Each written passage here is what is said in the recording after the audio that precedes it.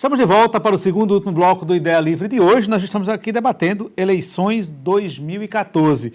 E conosco hoje o professor Fábio Machado, que é cientista político, né, professor da UFCG, professor Gilberg Santos, professor também da UEPB e cientista político, sociólogo e antropólogo Vanderlan Silva, que também está conosco aqui, jornalista, o professor Rostam Melo, também conosco aqui nessa bancada debatendo. Eu vou voltar agora conversando com o professor Vanderlan.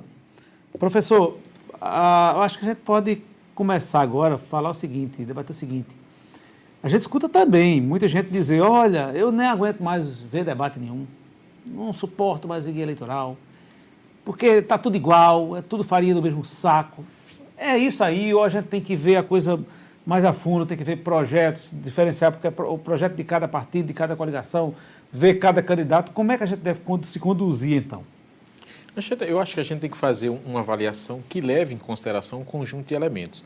Porque se a gente ficar preso só ao guia eleitoral, o mundo que está sendo desenhado para a gente é o melhor possível, né? Não há nenhum candidato, a não ser quem está na oposição momentaneamente, e muitas vezes participou do governo, saiu há pouco tempo, ele desenha um cenário um tanto perigoso, um tanto cheio de trevas, mas ao mesmo tempo ele promete que rapidamente ele vai trazer soluções para isso.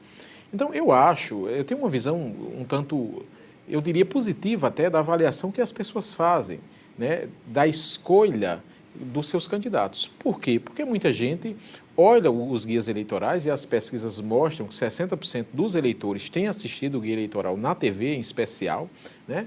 Eles observam as práticas dos candidatos antes das eleições, eventualmente quando estiveram no Legislativo ou no Executivo, e, claro, levam em considerações também as suas questões emocionais, a sua tendência de ter votado num determinado partido, numa determinada família durante um certo tempo. Olha, eu queria só rapidamente retornar à questão da mídia. Eu acho que a mídia tem um papel importante e o professor Fábio aponta numa direção que eu acho que é realmente muito rica, de que, de um modo geral, a mídia brasileira, ela, por vezes, se apega muito mais a questões que são secundárias no debate político, mas não só no período eleitoral, né? Quer dizer, a gente é uma sociedade na qual a mídia realmente discute muito pouco os projetos da sociedade brasileira. E essa mídia forma opinião mesmo? Ela é decisiva? Eu acho que não. Sinceramente, eu acho que não. Eu acho que a mídia, ela influencia, eu acho que ela divulga opiniões, mas eu trabalho com a ideia de que as pessoas têm autonomia para fazer suas escolhas. Elas levam em consideração a visão, obviamente, da mídia, que também é plural, diga-se de passagem, né? Mas tanto é assim que você encontra várias pessoas que detestam a política, que dizem que todos os políticos são isso, são aquilo outro, e muitas vezes, quando vão votar, eles acabam votando num candidato que tem as características apresentadas por eles como sendo condenáveis, né? Então, eu acho que influencia, mas eu acredito que, pelo menos, boa parte da população tem autonomia na hora de tomar suas decisões. Gostemos, concordemos ou não. A gente está falando, quando fala em mídia, Rostam, a gente está falando nessa mídia, por exemplo, internet, que se diz que é terra de ninguém, que todo mundo se pauta lá dentro. Aí a coisa, se a internet está pautando tanto o processo hoje, então isso não torna mais perigoso ainda essa questão desse processo todo ser pautado por uma mídia que é terra de ninguém, que não tem dono, que não tem editor, que não tem editoria, né? Exatamente. Eu acho que, na verdade, a internet ela cria um ambiente talvez mais plural. Isso para o bem e para o mal, né? Ou seja, você acaba tendo vazão a determinados discursos, muitas vezes preconceituosos, e a gente tem visto, principalmente nas últimas 2 eleições, como vários preconceitos, seja de religião, seja com relação a determinados temas polêmicos, como aborto, enfim, como eles são tratados de forma bastante preconceituosa no campo da internet, onde aparece um pouco como terra de ninguém, e onde essa regulamentação é praticamente impossível, né? Ou, mesmo que você possa ser responsabilizado, há a possibilidade do anonimato, e por aí vai. Mas eu concordo com o professor Vanderlan no sentido de acreditar que essa mídia, seja a mídia mais convencional, como rádio, TV, seja a internet, ela é um dos fatores que fazem com que nós nosso partido, tomemos posição. Quer dizer, ela, na verdade, vai entrar como claro, com uma força bastante preponderante, mas como um dos vários fatores que a população, desde a mais simples até quem tem mais acesso à informação, é um dos fatores pelos quais a gente vai, na verdade, tentar formar essa decisão de voto, né? Professor Fábio, pelo que a gente viu aqui, me parece que aqui é uma unanimidade de que existem... A gente está falando muito mais na eleição em nível nacional. Até agora está se debatendo muito mais isso, né? Existem 2 projetos distintos, né? E aí, o povão, às vezes a gente escuta muito, é tudo farinha do mesmo saco e tal. Isso. O povão já chegou a essa conclusão? De que existem dois projetos diferentes? Eu tenho minhas dúvidas, mas era exatamente sobre isso que eu queria colocar aqui o debate para vocês. O que eu acho essencial, o centro, o fundamental desse processo eleitoral, que, a meu ver, no primeiro turno isso não ficou claro, que agora no segundo turno, no finalzinho da reta, parece que isso está se desenhando. A meu ver, o meu argumento é o seguinte: o fundamental do debate aí é exatamente os projetos que orientam a governabilidade pós-eleições. E, para mim, os dois são distintos. E eu vou dizer aqui para vocês como isso é fundamental. Agora, a revista The Economist, que é uma das revistas mais influentes e importantes da Europa e do mundo inteiro, fez uma matéria, que lá, bem claro, apontando, sendo favorável à candidatura do senhor Aécio Neves. Por quê? Porque ela dizia exatamente o projeto ao qual o PSDB, a coligação do PSDB, faz a análise que a The Economist faz é exatamente o projeto de governo, de agenda. E ele dizia, o que é isso? É exatamente uma menor intervenção, a ausência do Estado na execução das políticas públicas. Aí ele estava comparando com outro modelo. Exatamente. E o governo do PT, e a coligação do PT e a presidente Dilma tem um projeto, tá certo? Que é de mais intervenção estatal na economia. Os debates que foram feitos na imprensa nacional, que eu acompanhei aqui, daqueles que foram indicados tanto pela assessoria da presidente Dilma quanto pela assessoria da Aécio Neves, estava claro. Quem estava exatamente sendo colocado para colocar era a Luiz Mercadante, era o senhor Armínio Fraga, que já foi declarado pelo candidato presidencial que ele sendo eleito, ele vai ser o ministro da Economia, da Fazenda. Está claro e nítido que nós estamos diante de dois projetos distintos de governabilidade, de gestão. É um projeto que diz o seguinte: nós vamos desenvolver a economia e etc., com menos intervenção do Estado. A economia, ao mercado será dado uma maior atenção no sentido dela promover o desenvolvimento. Num debate que eu assisti numa emissora de televisão, o senhor Armínio Fraga, debatendo exatamente a nova política econômica, se eventualmente o candidato Aécio Neves for presidente da República, ele dizia o seguinte: está muito claro o nosso tripé da economia. Nós estamos preocupados com a flutuação do câmbio, nós precisamos fazer isso, exatamente com o controle da inflação, tá certo? E com o superávit primário.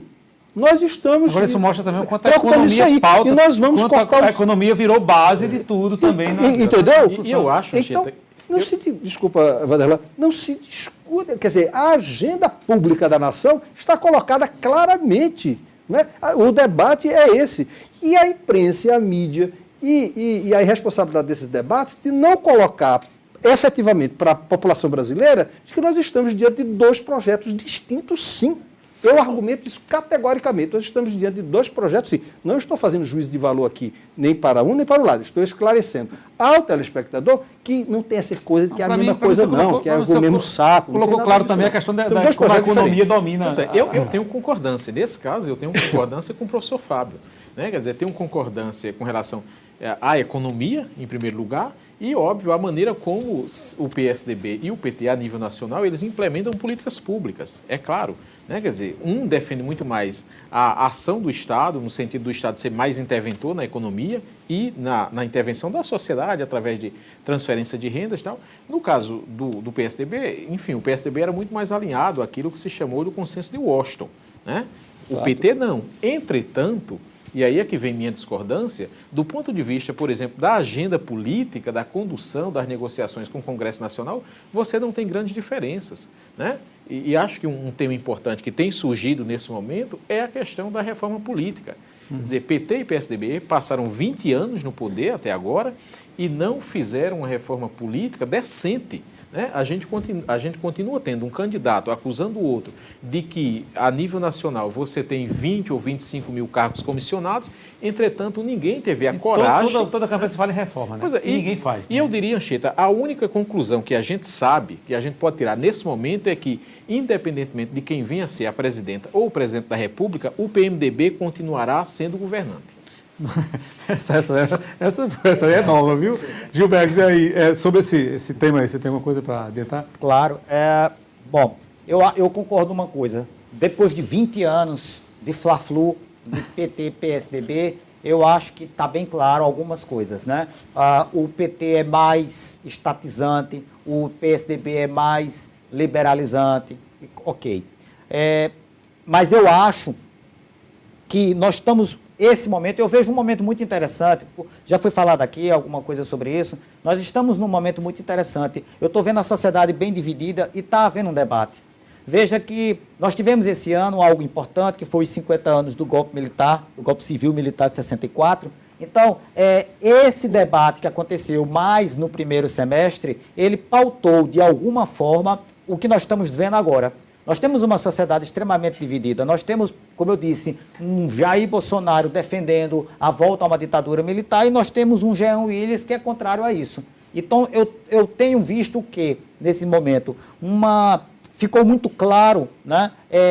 Dilma e Aécio. Dilma tem uma visão de mundo, valores mais à esquerda. Aécio tem visão de mundo, valores. Fábio citou o The Economist, por isso, mais à direita, né? Então, essa bipolarização, digamos, essa guerra fria, aspas, que nós estamos vivendo, não é de todo ruim. É um debate, está havendo um debate.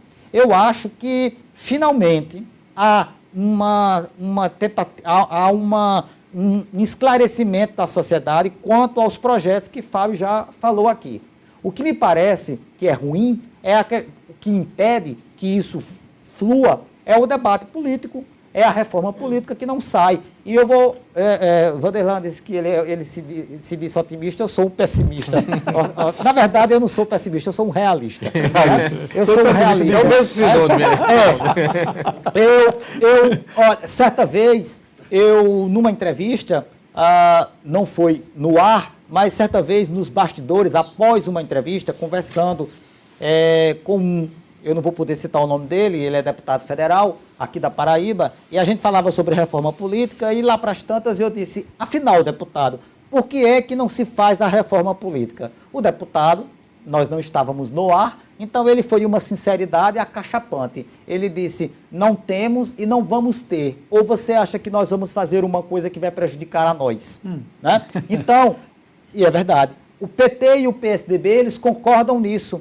Nisso eles são, Nisso eles concordam, o PMDB e tantos outros, eles não vão fazer a reforma política, a tal reforma política, que na verdade não é uma reforma política, e sim uma revisão da Constituição, porque a nossa Constituição, ela precisa ser revista, tem muitos problemas nela, tem avanços e tem problemas. Então, o que nós temos, aí a coisa vai, sim, cair na questão da reforma política. Nós precisamos ter uma revisão de uma série de coisas. Nós precisamos, por exemplo, entender de uma vez por todas que a gente tem que se adaptar às regras. A gente não pode mudar as regras a cada vez que o jogo já está sendo jogado, né? E tem uma coisa que é importante nisso aí, a questão da mídia, mais uma vez, nós temos um exemplo disso, é o poder, porque hoje em dia, nas campanhas eleitorais, o marqueteiro não é mais o Deus todo-poderoso das campanhas eleitorais. Hoje em dia, existem dois deuses nas campanhas eleitorais, é o marqueteiro e o advogado, né? Porque as campanhas eleitorais... terceiro turno, né? Os processos eleitorais, invariavelmente, vão para o terceiro turno, né? Então, você tem as grandes campanhas com escritórios, estruturas muito bem montadas que acompanham diariamente a campanha do adversário. E isso numa democracia é até algo a se discutir também. Muito Muita judicialização do processo eleitoral, né? Mas agora deixa eu pedir para a gente dar uma adiantada em outros assuntos, porque a gente tem tanta coisa para discutir ainda aqui, né? Podemos ir? Não, só uma coisa. Eu acho o seguinte, gente o nosso debate eleitoral, isso tudo que a gente chama de debate, ele está prejudicado, né? Por todas essas questões que ficam pululando aí em volta. Então, se a gente não parar para rever as regras, a próxima eleição a gente vai continuar com esse debate aqui. Antes da entrevista, até conversava em off, né? A gente conversava, você estava na hora, que a gente dizia, olha, há uma coisa diferente agora, porque normalmente o eleitor, o grau de interesse dele começa por casa. Então, a eleição estadual, normalmente tem um grau de interesse maior do que a eleição nacional. A gente está vendo algo diferente agora. Está vendo se debater muito mais a eleição nacional do que... É tanto que a gente veio para cá debater as duas e a gente está debatendo até agora a eleição nacional, né? é muito interessante, a gente está vendo isso nas redes sociais, Rostan. Isso também é pautado pelas redes sociais. O fato dessa eleição nacional de presidente, ela ganhou uma importância nas discussões muito maior do que a estadual. Eu acho que as redes sociais, na verdade, são a vitrine que mostram esse debate público que se dá antes dela, né? Que se dá no nosso cotidiano, enfim. E eu acho que é uma prova, até concordando com o que o professor Fábio falou, de que as pessoas percebem que no âmbito nacional há dois projetos muito distintos, há duas, talvez, visões de Estado mesmo muito distintas. E isso faz com que elas se apeguem muito mais a esse debate. Acho que, no caso... Então, na sua lógica, aqui no Estado as coisas estão mais parecidas. Eu acredito que no Estado a gente teve no começo até meados do primeiro turno, uma campanha bastante morna para os padrões que nós estávamos acostumados aqui na Paraíba. Mas que no final do primeiro turno e nesse segundo turno, a velha polarização e a velha rivalidade tem voltado à tona. Mas mesmo na disputa local, a disputa nacional tem se repetido e tem inclusive pautado o jogo de alianças do segundo turno. Quer dizer, os dois candidatos a governador têm percebido essa leitura, né, que é parcela significativa da sociedade faz, dessa distinção de projetos, e tem cada um se abraçado fortemente a cada um deles para transparecer essa imagem, ou de mudança, ou de avanço em um determinado sentido, avanço social, ou de mudança do modelo atual. Bem, eu vou começar por Fábio agora, uma discussão que eu acho que é importante que todo mundo de alguma forma participe. É o seguinte, transferência de voto. Essa é a questão do segundo turno, né? Por exemplo, em nível estadual você tem o apoio do PMDB, é colocado como algo, né, importante nesse momento. Em nível nacional, apoio de Marina a Aécio. Isso transfere voto, porque a gente tem visto hoje o eleitor também votando muito descoladamente, né? Ele vota no candidato para governador de um partido, vota para presidente em outro. A gente vê hoje o empenho até dos candidatos a governador para colar o voto no candidato a presidente. Porque parece que o eleitor não está muito preocupado com isso não, né, Fábio? Eu partiria a minha análise de um pouco que o nosso colega Vanderlan colocou. Eu ainda imputo a maioria do eleitorado a certa autonomia, como ele colocou há pouco. Eu acho que o eleitor, essas redes todas que o Rostan fala agora, quer dizer, a multiplicidade, né, de coisas aqui que todos nós, o Bex também colocou bem isso, é muito grande. Você tem uma multiplicidade de fontes de informação e de debate que o eleitor hoje pode se pegar a elas, né, essa multiplicidade. E aí redundaria numa certa autonomia desse eleitor. Essa questão, quer dizer, ou seja, em princípio, eu diria isso, que você não tem mecanicamente a transferência de votos, né? E a gente pode elencar aí vários exemplos de que isso não acontece. Entretanto, eu faria uma observação. Eu diria o seguinte, depende também da contextualidade, do contexto, do momento em que a direção está colocado, né? Então, em algumas lideranças aqui, por exemplo, nesse segundo turno, no estado da Paraíba aqui e tal, de que algumas candidaturas, alguns candidatos que têm uma história lá, uma larga história na política paraibana, que eles podem influenciar, em princípio sim, né? Mas em que medida isso vai chegar ao ponto? A ponto né? de decidir. Quando eu falo da contextualidade, vou dar um exemplo aqui. Nós tivemos uma decisão agora no primeiro turno muito acirrada. Num colégio eleitoral como o nosso, aqui na Paraíba, você tem uma diferença do candidato Cássio sobre o candidato Ricardo Coutinho de apenas menos de 30 mil votos nesse colégio eleitoral. Isso tem uma implicação realmente importante nesse momento de transferência de voto. Eu creio até porque você fez essa questão que é muito importante. Quer dizer, num cenário desse, num contexto desse, isso pode ter um peso, pode ter uma diferença. Mas eu coloco sempre como algo possível de ser colocado, né? No caso nacional, veja só, o Colégio Eleitoral de Marina, aqueles que votaram em Marina, pelas pesquisas que foram divulgadas publicamente, se diz que algo em torno de quase 70% do eleitorado votaria em Aécio. Foi publicado aí na imprensa, né? E 30% iria para a candidatura de Dilma. Quer dizer, então assim, mas todos frisaram o seguinte, que é um eleitorado meio autóctone, um eleitorado meio autônomo, né? No sentido de você dizer, olha, eu posso ir, quer dizer, isso é uma tendência. Agora, num quadro como esse, de contexto paraibano, que você tem uma diferença muito pequena na eleição, que ela está muito disputada e que nos parece que no segundo turno há uma reedição disso, então os apoios e tal são fundamentais. São fundamentais. A transferência de voto é transferência de voto para a ciência, para nós, na ciência política e, enfim, em outras áreas, continua sendo um mistério. É muito difícil você estudar isso, né? Eu já vi instituto de pesquisa aí tentando colar uma determinada taxa de transferência para um determinado líder político. Então, eu já vi coisas do tipo, né? Determinado candidato, fulano de tal, ele transfere, em média, a cada eleição, tantos por cento. Eu acho que isso é meio arriscado. A transferência de votos, ela é conjuntural, sim, e eu vejo uma coisa muito interessante, infelizmente, como nós ainda estamos sobre restrições eleitorais, eu não posso falar determinadas coisas, aí fica para o debate seguinte, quando a gente estiver analisando o resultado, mas o que eu vejo, às vezes, é que tem políticos, lideranças políticas, que em determinados momentos eles têm uma taxa alta de transferência de votos e tem momentos que essa transferência cai. Por quê? Porque tem momentos que as urnas, os eleitores resolvem dar recados. Às vezes, candidatos políticos que estão apoiando seus candidatos, eles são punidos. Eles não são candidatos, mas as urnas dão lá seus recados. Então, isso é uma coisa muito interessante.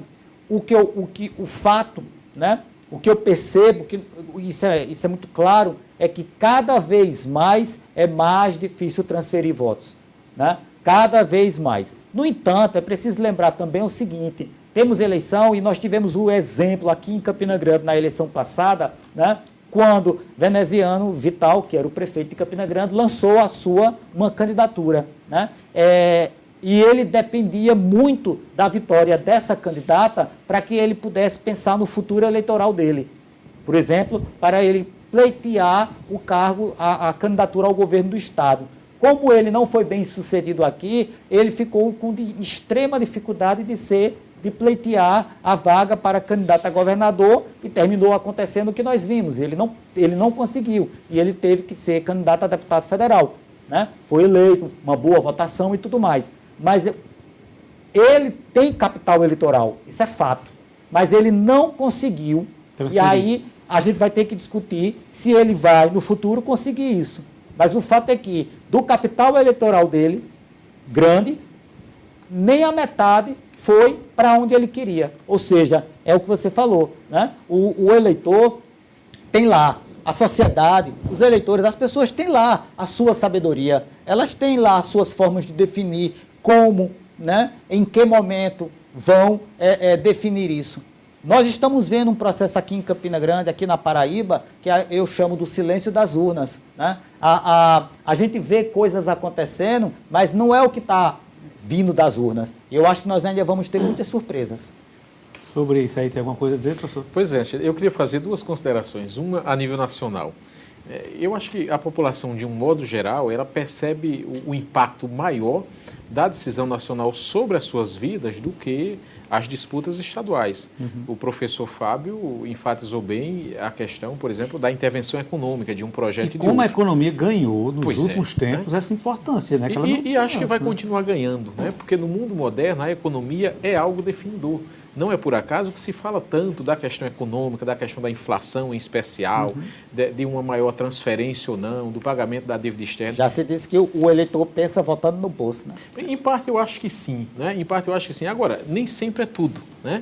Quer dizer, muitas vezes nesse processo as pessoas percebem que, por exemplo, a questão do salário mínimo ela passa obrigatoriamente pelo cenário nacional. Do ponto de vista da eleição estadual, aí eu acho que a gente tem que, claro, pensar o caso da Paraíba, que é o nosso desafio aqui. Entretanto, quando você pensa vários outros estados, você tem perspectivas distintas, né? Se na Paraíba eu acho que nesse momento a gente tem uma disputa por em torno, em especial, em torno dos votos do candidato do PMDB, né? Que, enfim, saiu em terceiro lugar na pesquisa, mas você tem vários outros lugares, vários outros estados em que alguém não pôde se candidatar, mas colocou a sua esposa para ser candidata, né? Em alguns casos ela consegue chegar bem posicionada nesse final. Então isso mostra como o Brasil é um país plural, como você tem ondas sentimentais, ondas de escolhas que, dependendo do cenário, vão, por vezes, mostrar para nós que trabalhamos, seja na ciência política, na comunicação ou na sociologia e na antropologia, desafios para tentar identificar os caminhos que parte do eleitorado segue para fazer suas escolhas, né? Entretanto, eu concordo com o Gilberto, quer dizer, o eleitorado ele sempre está dando recados, né? E aí é preciso que a gente volte a pensar a questão do segundo turno, porque muitas vezes você tem um cenário que é um tanto eclético no primeiro turno, com vários candidatos, propostas que não ficam claras, que estão diluídas, e no segundo turno você tem 2 projetos, né, por vezes claramente começa definidos. a clarear mais, né? E aí as pessoas têm que tomar uma posição, não é mais uma posição entre 6 alternativas, é uma posição entre uma ou outra, né? Agora, segundo turno tem algumas coisas interessantes. Os candidatos, eles assumem a verdadeira identidade no segundo turno, porque fica no olho a olho, né? Mas também a eleição fica muito mais cara para o povo, né? Não tenha dúvida que o segundo turno encarece bastante. Encarece e torna aquela paixão, aqueles sentimentos, aquelas coisas que estavam sendo cevadas, nutridas no primeiro turno, no segundo turno elas afloram, né? E aí a gente termina, e os políticos e os partidos têm essa responsabilidade nisso, a gente termina comprando a ideia do vale todo, do fla-flu, né? E a gente vai para um nível de radicalização aqui em Campina Grande, né? É o que se vê. Eu não sei se vai dar tempo, mas isso tem uma decorrência, na minha opinião, seríssima, que é a militarização da eleição. Então a gente termina tendo que fazer o quê? Em Campina Grande, várias eleições tem que trazer as tropas federais. Mas eu acho que dessa vez não né? precisava não, né? Dessa vez Eu acho que não precisava também. Né? Primeiro turno não eu precisava, questiono muito para que é que, de fato, nós precisamos de ter até porque o exército as na tropas rua. faziam o quê, meu Deus? Elas passeiam com aqueles... Não serviu para impedir que deputado estivesse aí comprando voto no meio da rua? Né? Há uma constatação e muitas concordâncias, pontos de interseção entre nós aqui que estamos debatendo isso, e antes de terminar, eu queria dizer o seguinte, de que maneira, o que é que poderia ser feito que melhoraria um pouco esse quadro que nós estamos aqui? Eu acho que eu sou um dos últimos dos moicanos, porque eu defendo a reforma política. Não no sentido ingênuo, no sentido de que a reforma política seria uma panaceia, que resolveria todos os problemas da política e da sociedade brasileira. Não, absolutamente. Eu digo como sendo um dos fatores, quer dizer, um dos recursos, um dos instrumentos para fazer isso. E aí eu queria deixar claro aqui para o telespectador o seguinte, eu acho que o Congresso, esse Congresso inclusive foi eleito agora, que o Gilberto acabou de mencionar, inclusive concordo com ele, que é um Congresso conservador, ele não vai operar isso. Eu imagino que uma reforma política ela só seria, pelo menos, discutível, pelo menos colocar, inclusive como tema da mídia, se partisse dos estratos da sociedade civil organizada. Eu não sei se eu estou... Licença. Pois não. Também não vai partir do executivo, porque eu duvido que um governo, seja Dilma, seja Aécio, que vai sair dessa eleição, ele vai sair com metade da população apoiando ele e a outra metade não vai apoiar. Eu duvido que um governo, nessa situação, vá querer peitar o Congresso Nacional por causa de uma reforma política. Olha, não sei, nós estamos na quinta-feira, a eleição é domingo, mas a gente corre, do jeito que estão as coisas, corre o risco de ter, tanto na Paraíba como em nível nacional, um governador eleito, um presidente ou uma presidenta eleito, que seja qual for, que não tenha, inclusive, a total maioria, porque você vai ter a maioria dos votos válidos, mas você pode ter, do outro lado, uma votação muito apertada, aí somada aos brancos, nulos e abstenção, você não ter a maioria do eleitorado, né? Porque as disputas estão muito acirradas, né? Agora, eu acho até que no país democrático é bom isso, porque o cara não fica muito...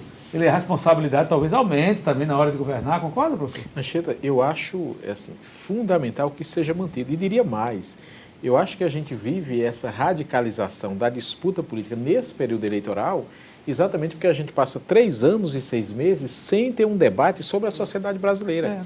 E aí volta a questão da mídia. Se a gente discutisse os problemas sociais, os desafios da nossa sociedade de maneira permanente, isso não se tornaria uma coisa chata, né? A gente não precisaria de uma boa dose de humor para temperar essa chatice que às vezes é o cenário político e e penso que nenhuma sociedade avança se não tiver o interesse da sociedade civil, como o professor Fábio bem apontou, né? O grande problema é que muitas vezes uma parcela importante da população assume uma postura de desresponsabilização da vida política. Isso não me diz respeito, né?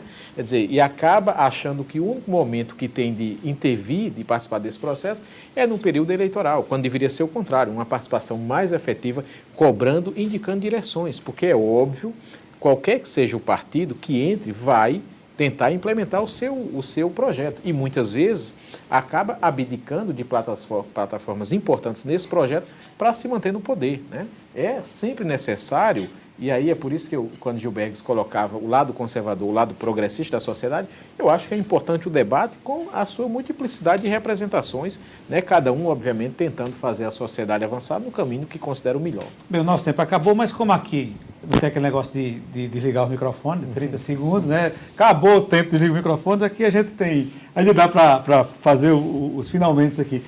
Professor Rostan, agradecendo a sua participação, ficou alguma coisa que o senhor achava interessante colocar nessa sua área? Não, acho talvez só deixar mais um questionamento, o professor Vanderlan falou da participação da sociedade civil, e discutir até que ponto aquilo que nós vimos em junho do ano passado se refletiu nessa polarização e de que forma há uma esperança de que nesse país dividido, que independente do resultado da eleição a gente vai ter, de que forma essa sociedade civil vai se reorganizar para discutir políticas públicas, para discutir mudanças, seja eleitorais, sejam outras reformas, quer dizer, de que forma a sociedade civil vai se empoderar mais diante dessa política. Ou se não, se foi só aquele momento. É mais um questionamento que eu deixo no ar, mas também agradecendo a participação e enfim, colocando à disposição. Muito obrigado, professor.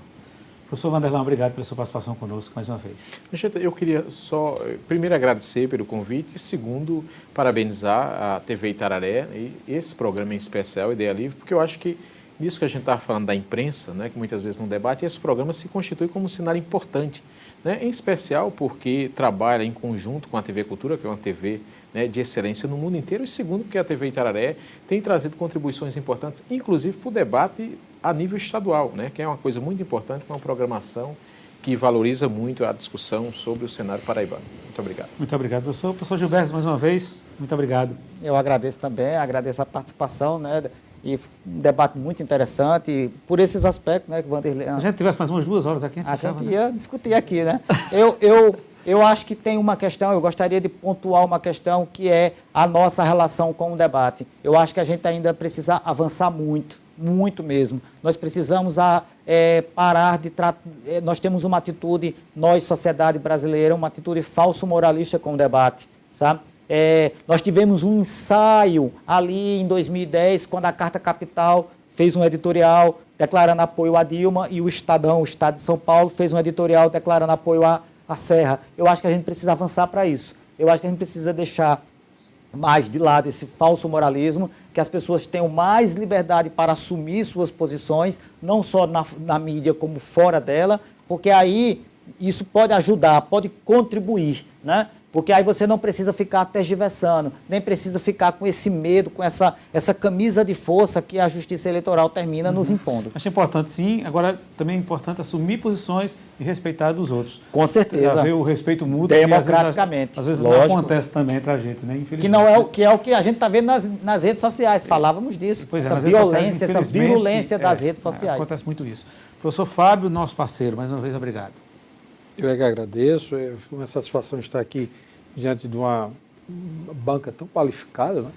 E dizer que, como talvez o último moicano, né, de todos, eu ainda aposto em que a reforma política em acontecer, ela possa vir a ajudar a melhorar um pouco esse quadro político. É difícil ela acontecer, como a gente acha que no modelo correto. Não, mas né? é o risco. Em política sempre você tem um risco. Sempre tem um risco, né? Então, senão não faria. Sempre tem um risco, mas eu ainda aposto que poderia melhorar. Ok, professor. Muito obrigado. Lembrando que no próximo domingo, mais uma vez, a TV Itararé estará às 5 da tarde acompanhando o processo de apuração, né? E debatendo também, discutindo, né, o resultado das eleições, principalmente aqui no Estado, que vai sair mais cedo, né? Aqui no horário de verão. Se bem que não, no horário de verão é o contrário. Mas Brasília vai segurar por conta da região norte. Então, o governador vai acabar saindo primeiro aqui. Provavelmente a gente vai ficar sabendo o resultado daqui, a gente vai ficar sabendo quem vai nos governar e vai ter que esperar um pouco por causa da região norte. Se não fosse a região norte, talvez o presidente saísse primeiro, porque a região sudeste, a região sul, essas regiões saem mais cedo, né? Mas enfim, vamos acompanhar tudo no próximo domingo. E a você que esteve conosco até agora, muito obrigado pela companhia e até o próximo Ideia Livre.